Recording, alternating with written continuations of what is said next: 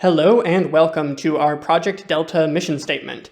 I'm Kiavin introducing this. I'm working mostly with Ski Freak as kind of my partner on this project, and you're likely to get a lot of other recurring faces in the future as well. My brother Finn, one of my friends Jake, and my girlfriend Aurora are all heavily involved in this project. And this is basically just going to be our mission statement for a tabletop RPG, as well as a trading card game set in the universe of Atnia, and I'm basically just going to be talking about what we're trying to do with each of those projects, from the tabletop game, the card game, and just the world-building project as a whole. So, welcome to Nightmares from the New World, which is a fantasy tabletop RPG set in a post-apocalyptic world full of magic, ruins, and mystery. So, if you're not familiar, what a tabletop RPG is basically like Dungeons and Dragons. So you're sitting around a table with your friends, you've got some dice, some books, and you're basically just telling a story together where each one of you is playing a character, and one of you is probably what is generally called the game master or the dungeon master, someone who's sort of in charge of the world and telling the story and playing all of these non-player characters.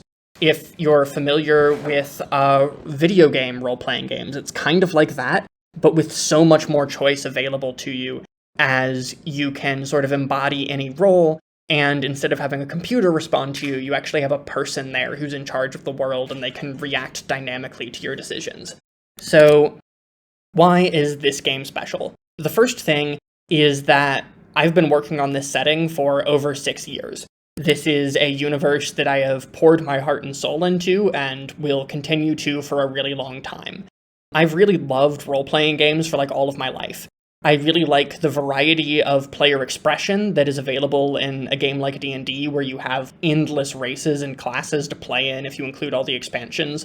But another thing I love that is almost sort of conflicting with that is the deep world, specific world and mechanics that serve storytelling in a game like Legend of the Five Rings. So Legend of the Five Rings is a game about playing a samurai, and a lot of the skills and abilities you have are sort of diegetic, and they're based on rings. So in Legend of the Five Rings, your strength is kind of tied to your intelligence. It's just a very different style of game that encourages you to roleplay a character set in a very specific universe, and I really appreciate that. Another thing that I have is just a lot of fantasy nostalgia for things like Lord of the Rings, Wizard of Earthsea, Full Metal Alchemist. I have a lot of nostalgia because I started with 3.5 Dungeons and Dragons. That was when I fell in love with role-playing. I have a lot of nostalgia for old school sort of crunchy RPGs where you get to put together a character and focus a lot on the mechanics, and character building is kind of this fun puzzle. But at the same time, I really like new school games that prioritize collaborative storytelling and are really approachable and have an ease of getting started if you're not that interested in kind of the crunchy play. I like playing with my friends who would just rather tell a fun story at the table. So what this game really is my attempt to combine all of these things for a varied experience that has a depth of mechanics and lore for those who wish to explore it, but also an ease of approachability that allows new players to quickly get involved and just have fun role-playing. The world itself has a focus on feeling like classic fantasy, but everything included also has to belong and have this very deep history to it, enhancing this sense of history, mystery, and exploration every time you delve into the ruins of the old civilization, or perhaps the even more ancient ruins of the Aulva. That's kind of the mission statement of this world and the role-playing game itself, and the way I've kind of sought to do that is that there's sort of this funnel approach where you're given this very clean thing of, if you just want to build a character in the Old Watch, which is a part of the world I'll be diving into in a minute. Here are just some set things, here's a culture you could be from, here are a couple of species that make sense to be here, and just slap this stuff together, you can pick these abilities and run with it. And then in order to use the abilities in the game, all you have to do is just point to your card and say, I'm using that one. You roll a set of 5 to 7 six-sided dice based on what the Dungeon Master tells you. And then there's just a set, very clear thing of, with these numbers, you have a critical success, basically, or a heroic success. This is a full success, this one's a partial success, a partial failure, etc. And the DM tells you what that means, and it's really easy to get involved and play. But if you want to be more involved in the deep mechanics of combat or something like that, all of those rules will be there and available for you, and you can learn special abilities from around the world that enhances your sense of exploration And yeah, I just wanted to have that balance of play styles so that it shouldn't feel like your crunchy player who really focused on their build is always completely outstripping someone else, because this is a dangerous world and you can have different things that you're useful at. Combat is equally as valid to being a social character, so maybe you have someone in your party who really wanted to dive into the mechanics and build a kind of optimized warrior, and they can just be the warrior of the party and you can handle something else. Or you can also be a warrior that knows how to support them, and hopefully this universe will have a little bit of something for everyone. So, what is the world of Nightmares from the New World? Nightmares from the New World is set in the fantasy kingdom of Atnia, a shattered and divided kingdom full of danger, magic, and mystery after a mysterious apocalypse that ushered in an age of monsters and severed the world's connection from the gods. Atnia is now a land divided. Those who survived spent a generation apart, 80 years have passed since the apocalypse. Though it was once a unified nation, each band of survivors now has a culture unto itself. And some of the major examples of this: at Pax Nova, Queen Eudoxia and her magical knights seek to reclaim Atnia and return safety to the old world. In the Old Watch, a practical peasant democracy seeks to protect itself from the decadencies of magic and nobility that led to the fall. In Skyhaven, the Salt Alliance of resistance fighters from before the apocalypse enjoys their newfound freedom from Atnia's laws. Across the burning plains, the only surviving legion of Atnia's army scrounges for scraps to fight against the hordes of demons spilling from below the earth. They call themselves the 5th Legion, but around they're called the Cowards Legion, for their survival is mostly because they deserted during the apocalypse and ended up raiding the villages around them for quite some time. Now, though, they work harder to protect who they can, and even with their dark reputation, fighting against the hordes of demons spilling from a hole in the earth. And then, flitting between the material world and dream, the Forsaken celebrate the end of gods and kings, believing that now is the first true age of mortal freedom, if only we can keep it. And still many more smaller bands of survivors dot the landscape, finding their own ways to live and believe in this changed world. So we're going to have more in-depth lore videos later, but that's sort of a teaser and a taste of what you're going to experience in this world. And with that, it's time to jump in and explain the card game, which I'm super excited about. So basically the inspiration for this is that Ski and I basically have played Magic: The Gathering for a very long time, as well as tried out a lot of other card games such as Legends of Runeterra, Hearthstone, the Legend of the Five Rings card game, and there's a lot from these games that we really love, but we've ended up kind of in a point in our lives where none of the games that still exist today do really kind of the things that we're wanting. And so we both sort of want to recapture some of the older Magic that we used to feel from playing Magic: The Gathering or Legend of the Five Rings, etc., as well as incorporate some of our new ideas from just playing these games for a really long time into something truly exciting and cool. And part of that actually involves having it being really incorporated with an established universe and lore. So that's kind of why these projects tie into each other. So from a mechanics perspective, a lot of the big things that we're trying to do with this game is we're trying to, as much as possible, prevent non-games. So something that happens in basically any card game like this, or sort of like any asymmetric game that you create, is some amount of games end up being decided before they're ever played, based on some feature of randomness or what deck is playing against another deck. In the case of Magic, a lot of the time what happens is one deck is just kind of designed with a lot of cards that can beat another deck, and the other deck doesn't really have counterplay against that deck, and it's often the case that you'll joke about, oh, the strategy is just dodge that matchup in tournaments. And we're trying to prevent that to the maximum degree possible. Basically, cards are going to have a little bit more optionality to them, so that even though it's going to be inevitable that some decks are going to be favored against other decks, basically in every matchup we want there to be at least some degree of counterplay, so that there's still a game there. Even if one deck is more favored to win, there are still interesting and impactful decisions to make, and if the other player is better, you can still lose on a skill dimension in a matchup where you're favored. In addition to that, we really wanted timing to be something very important. So something that's really interesting when there's actually a strategic element to deciding when you should, as opposed to it being well, this card in this context should be played at this particular time. And it's just sort of a very simple logic puzzle. We want there to be a wider variety of valid strategic decisions over when to play your cards. Another thing that's really important is the resource game. So one of the interesting things across all of these card games to us is that there's kind of this interplay between your mana, your cards, and the information that you know or don't know about your opponent's hand. And all of these things are kind of like interacting and interplaying with each other as you're sort of exchanging these resources back and forth and trying to gain some kind of edge. And at any given time, one player might have an edge in one resource. Like, for example, they have a higher life total than the other player, and the other player might have an edge in a different resource, like they have more cards in hand or more in play or something like that. And so we really want to focus on that interesting resource game where like your life total is a resource, your cards are a resource, and also information is a resource.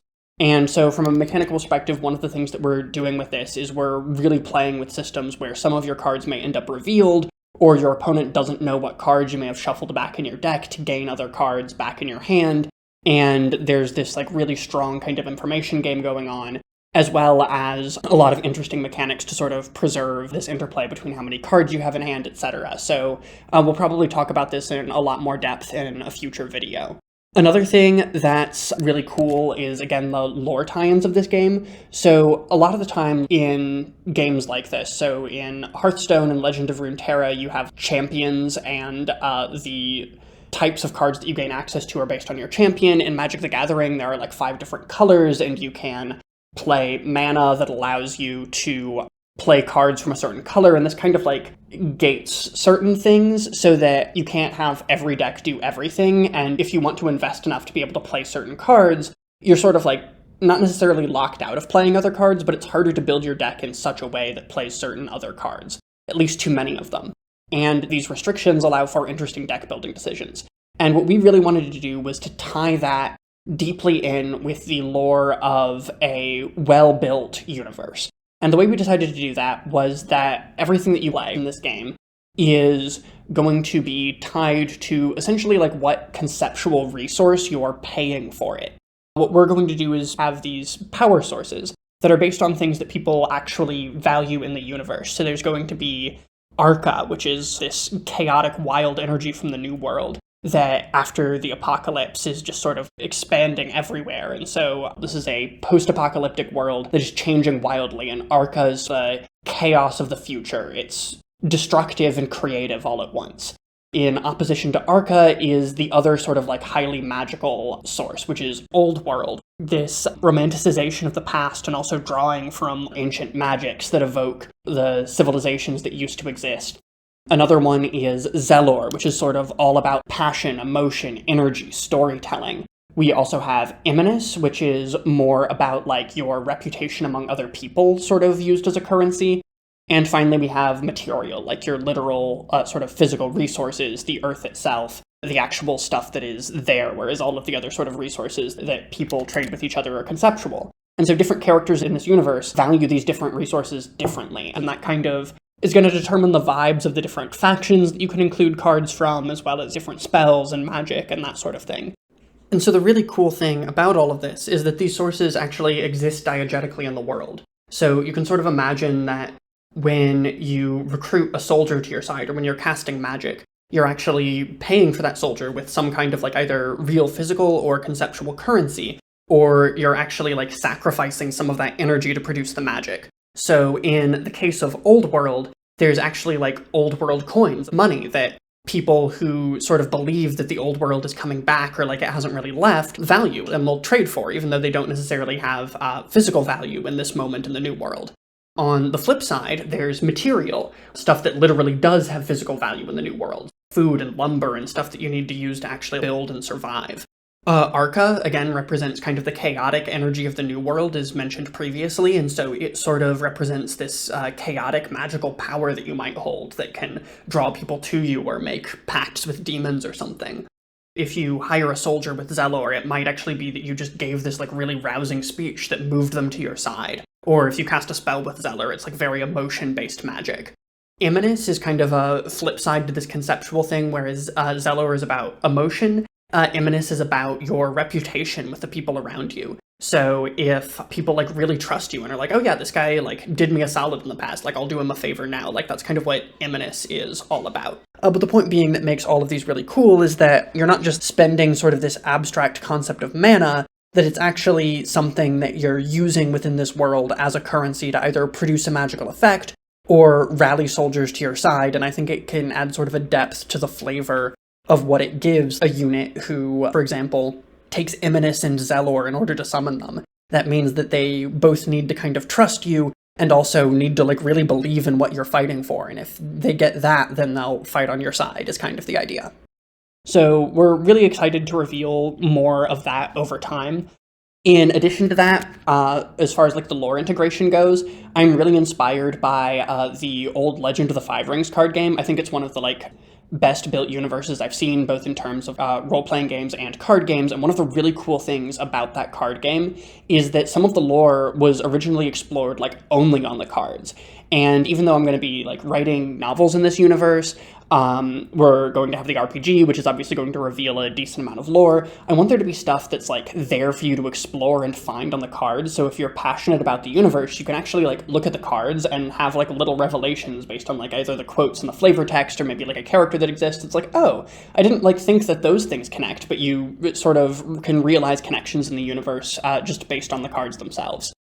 And then finally, one of the things that we're kind of frustrated with as far as these card games go is a lot of their monetization models make it hard to break into them. So we wanted, however we end up monetizing this card game, for it to be super approachable. You don't have to constantly be buying in with different cards in order to play this game. So whatever we do, the monetization model is going to be more based around, we want other people to have fun and play this game with us, and we're going to prioritize that over making a bunch of money off of it.